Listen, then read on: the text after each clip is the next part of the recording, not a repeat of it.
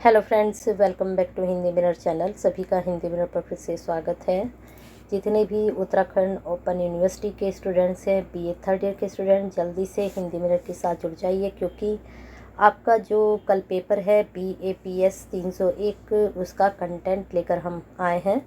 और इसकी PDF आपको जो है बुक की टेलीग्राम चैनल पर भी मिल जाएगी। लेकिन उससे पहले आपको थोड़ा समझा देते हैं यूनिट वाइज कौन से टॉपिक आपके लिए बहुत ही महत्वपूर्ण रहेंगे, जैसे कि अभी तक हम समझाते आ रहे हैं। जितने भी स्टूडेंट हैं, इससे पहले आपके लिए प्रीवियस क्वेश्चन पेपर हमने अपलोड किया था और हमें लगा कि हमने शायद बुक अपलोड की हुई है। आज सुबह ही एक बच्चे की क्वेरीज आई कि मैडम हम आपने सिर्फ जो है क्वेश्चन पेपर अपलोड किया है, बुक नहीं समझाई है। तो अब बुक लेकर आ गए हैं। वैसे तो आपकी तैयारी हो चुकी होगी। अगर कुछ हम जो टॉपिक बताएंगे, अगर उसमें से आपने टॉपिक नहीं किए हैं तो उनको आप कर लीजिएगा। चलिए बेस्ट विशेस के साथ कल के पेपर के आपके शुरू करते हैं। शुरू करने से पहले वही, अगर अभी तक सब्सक्राइब नहीं किया है चैनल को सब्सक्राइब कर लीजिए, बेल आइकन हिट कर दीजिए, जिससे नए वीडियो के नोटिफिकेशन आपको मिलते रहें। और साथ में एक लाइक तो बनता है वीडियो शुरू होने से पहले, और शेयर भी बनता है, कर दीजिए सबको जल्दी से। और कमेंट बॉक्स में अपनी क्वेरीज सेंड करते रहिए। देखिए क्वेरीज आई तो हमें पता चला कि अभी तक आपकी बुक ही अपलोड नहीं हुई है चैनल पर। तो पहली जो यूनिट है अंतर्राष्ट्रीय राजनीति, परिभाषा, क्षेत्र, प्रकृति, स्वायत्ता, तो इसमें जो आपका सीधे सीधे हम यूनिट वाइज ही समझा देते हैं। यहाँ पर आपको राजनीति की परिभाषा कर लेनी है, क्षेत्र और प्रकृति करनी है। ठीक है, चलते हैं आपकी सेकंड यूनिट पर। सेकंड यूनिट में क्या आपके टॉपिक बन सकते हैं, अगर आपने तैयारी की है तो बहुत अच्छी बात है। नेक्स्ट है आपका अंतर्राष्ट्रीय राजनीति के अध्ययन के उपागम, शास्त्रीय व आधुनिक उपागम पढ़ लीजिए। यथार्थवादी, नव यथार्थवादी, ये चार तो जरूर पढ़ लीजिए। शास्त्रीय, आधुनिक, यथार्थवादी, नव यथार्थवादी, यहाँ से आपके प्रश्न जरूर बनेगा। अब चलते हैं आपके नेक्स्ट यूनिट की तरफ। क्या निकल कर आए हैं इसमें यहाँ पर टॉपिक। जो टॉपिक आपने पढ़ लिए हैं, ये तो मैंने पहले ही बताया है कि जो टॉपिक आप पढ़ चुके हो तो वेल एंड गुड, लेकिन अगर आपने नहीं पढ़े हैं तो पढ़ लीजिएगा। चलिए यहाँ पर चलते हैं आपके राष्ट्रीय शक्ति। बहुत महत्वपूर्ण यूनिट है, 100% यहाँ से क्वेश्चन बनेगा। राष्ट्रीय शक्ति के तत्व क्या क्या हैं, भूगोल, संसाधन, आबादी, सारों के हेडिंग एक बार को गो थ्रू कर लीजिए। और ये प्रश्न लेंदी में पूछा जा सकता है। ठीक है, तो सारे गो थ्रू कर लीजिए। अगर 11 के 11 नहीं कर पाते हैं तो भूगोल, संसाधन, आबादी, जो आप खुद से भी इसमें अपने आप से भी लिख सको, नेतृत्व, कूटनीति, शासन के गुण, ये सब हेडिंग आप पढ़ोगे तो अपने आप से भी इसको अटेम्प्ट कर पाओगे।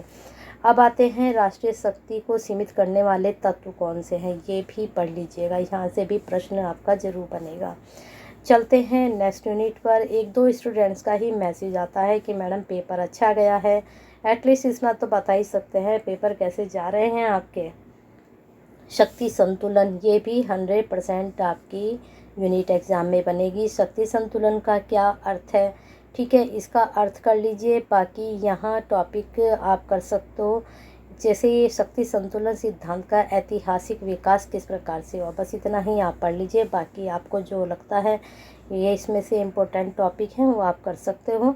जैसे ये है शक्ति संतुलन स्थापित करने के साधन, ये भी आप सिर्फ गो थ्रू कर लीजिए। ठीक है, चलिए चलते हैं। यहाँ पर गो थ्रू का मतलब ये हो जाता है कि थोड़ा बहुत इसमें से आप देख लीजिए, यहाँ से पर्टिकुलर कोई एक हेडिंग भी आपसे पूछा जा सकता है। नेक्स्ट है राष्ट्रीय हित। राष्ट्रीय हित भी पढ़ लीजिए, राष्ट्रीय हित से क्या अभिप्राय है, राष्ट्रीय हित के प्रकार, बहुत अच्छा प्रश्न यहाँ से निकलेगा जरूर। चलिए आगे चलते हैं। बस थोड़े थोड़े ही टॉपिक हम बताते हैं, क्योंकि यहाँ से प्रश्न बनते ही बनते हैं। और जो टॉपिक हम बताते हैं प्रश्न आपको यहाँ से 60-70% आपका ज़रूर पेपर निकल कर आता है, चाहे आप बताएं या ना बताएं। शीत युद्ध का उदय एवं अंत, शीत युद्ध का अर्थ पढ़ लीजिए, शीत युद्ध का उदय पढ़ लीजिए। पहले चरण में किस किस का हुआ, यहाँ पर जैसे ट्रूमैन सिद्धांत, बर्लिन की नाकाबंदी, और दो तो ये पढ़ ही लीजिए, मार्शल और ट्रूमैन, ये तो पढ़ ही लीजिए। और वियतनाम युद्ध भी पढ़ लीजिए। दूसरे चरण में आप चाहे ना पढ़ें, लेकिन फर्स्ट चरण तो आपको पढ़ना ही है, यहाँ से प्रश्न जरूर बनेंगे। चौथे चरण में बर्लिन दीवार का ध्वस्त होना आपसे पूछा जा सकता है, नाटो द्वारा पूछा जा सकता है। और वार्सा व नाटो ऐतिहासिक संधि पर हस्ताक्षर आपसे पूछे जा सकते हैं। चलते हैं अब आपके नेक्स्ट टॉपिक पर। अब ये वैसे कहने को तो BAPS पॉलिटिकल है, लेकिन देखिए ज़्यादातर हिस्ट्री नज़र आ रही है इसमें सभी को, है ना। तभी बच्चे पॉलिटिकल और हिस्ट्री दोनों एक साथ लेते हैं, क्योंकि दोनों के चैप्टर बहुत मैच करते हैं आपस में। चलिए नेक्स्ट आगे चलते हैं। नव शीत युद्ध पर शस्त्रीकरण की होड़। अब यहाँ पर कौन से हेडिंग बन सकते हैं? शीत युद्ध की उत्पत्ति आप पढ़ लीजिए। फिर यहाँ पर नए शीत युद्ध के क्या कारण रहे, सभी कारण को हेडिंग तो याद कर लीजिए। बाकी थोड़ा सा पढ़ लेना तो आप इसको खुद से अटेम्प्ट कर पाओगे। जहाँ पर ज़्यादा हेडिंग होते हैं सिर्फ हेडिंग पढ़ लीजिए और अपना आप को एक बार निगाह दौड़ा लो उस पर, तो आप खुद से भी कर आ सकते हो। अब यहाँ पर है नाभिकीय प्रसार व नियंत्रण के उपाय। इस यूनिट में आप खुद से देख लीजिए कौन से टॉपिक आपको सही लगते हैं। मुझे इतनी इम्पोर्टेंट नहीं लग रही है ये। जो यूनिट मुझे नहीं लगेगी इम्पोर्टेंट उसमें से मैं नहीं कराऊंगी। इसमें से अगर आपको लगता है कि आपके लिए इम्पोर्टेंट हो सकता है वो टॉपिक, तो वो आप खुद से तैयार कर लीजिएगा। भूमंडलीकरण में मैं आपको बताना चाहूँगी कि आप भूमंडलीकरण के प्रमुख तत्व कर लीजिए और इसके कारक और क्षेत्र पर प्रभाव। ठीक है, विपरीत प्रभाव मत करिए, विभिन्न क्षेत्रों पर प्रभाव कर लीजिए। बस 3 टॉपिक इसमें सफिशिएंट रहेंगे आपके लिए। 4 टॉपिक इस तरह के टॉपिक प्रश्न के कम पूछे जाते हैं एग्जाम में। अब आते हैं यूरोपीय संघ पर। यूरोपीय संघ में आपको maastricht संधि पढ़ लीजिए। ठीक है, यहाँ पर आप और क्या पढ़ सकते हैं, यूरोपीय संघ एवं भारत, और लिस्बन संधि भी आप पढ़ना चाहें तो पढ़ सकते हैं। चलते हैं नेक्स्ट यूनिट पर। आपके क्या टॉपिक यहाँ पर बनेंगे आपके? आसियान, बहुत अच्छा प्रश्न यहाँ से निकलेगा। आसियान का क्या है इसके बारे में अच्छे से पढ़ लीजिए। फिर यहाँ आसियान शिखर सम्मेलन पढ़ लीजिए। फिर यहाँ पर आप गठन के बारे में भी पढ़ सकते हो, और ये ARF, ठीक है, ARF के बारे में भी आप पढ़ लीजिए। यहाँ से प्रश्न आपका निकल सकता है। चलते हैं नेक्स्ट यूनिट पर। आपका क्या प्रश्न बनेगा यहाँ पर चेक करना है हमने। काफ़ी वैसे तो मुझे सुबह ही पता चला है कि आपकी बुक ही नहीं अपलोड हुई है। यहाँ पर आ गए हम एपेक, एशिया प्रशांत आर्थिक सहयोग, नाफ्टा के बारे में पढ़ लीजिए। एपेक क्या है, एपेक की क्या आवश्यकता है, इसके क्या उद्देश्य हैं। ठीक है, एपेक और भारत, बस इतना पढ़ लीजिए। अब आगे आते हैं नाफ्टा की आवश्यकता, इसके उद्देश्य पढ़ लीजिए। बस इतना ही सफिशिएंट रहेगा।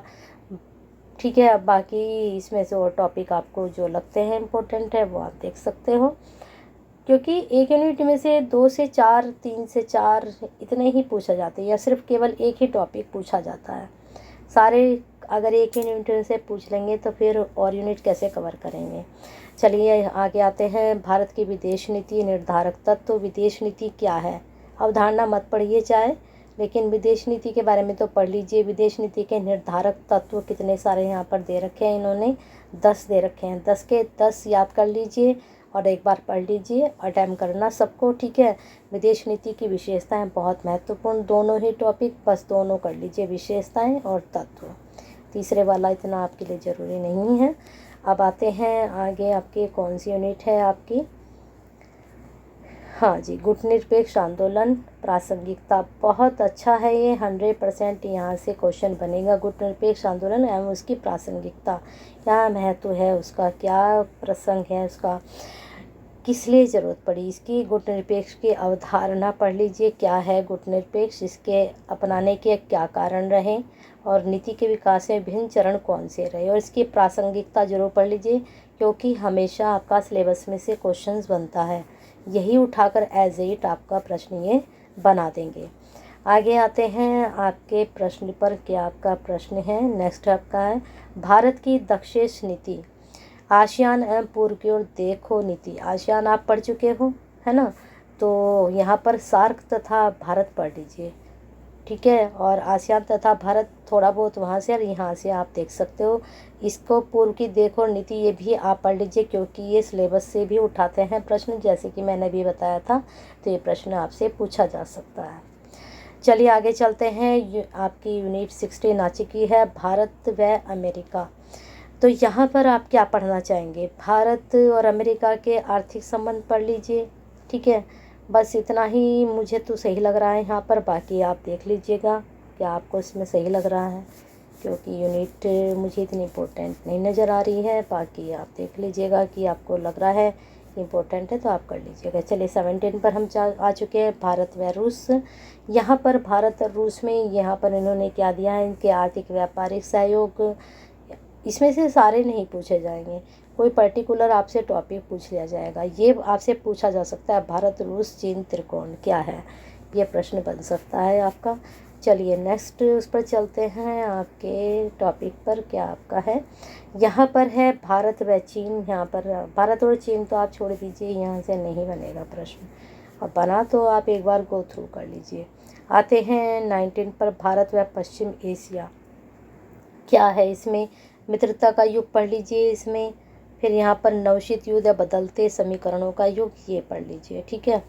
और क्या पढ़ सकते हैं और देख लीजिएगा, इसमें मुझे 2 ही टॉपिक इसमें आपके इम्पोर्टेंट नज़र आ रहे हैं, बाकी आप देख लीजिएगा। सारी यूनिट आपके ख़त्म हो चुकी हैं, बहुत आराम से मैंने बता दिया है आपको कि ये यूनिट आप कर लीजिए।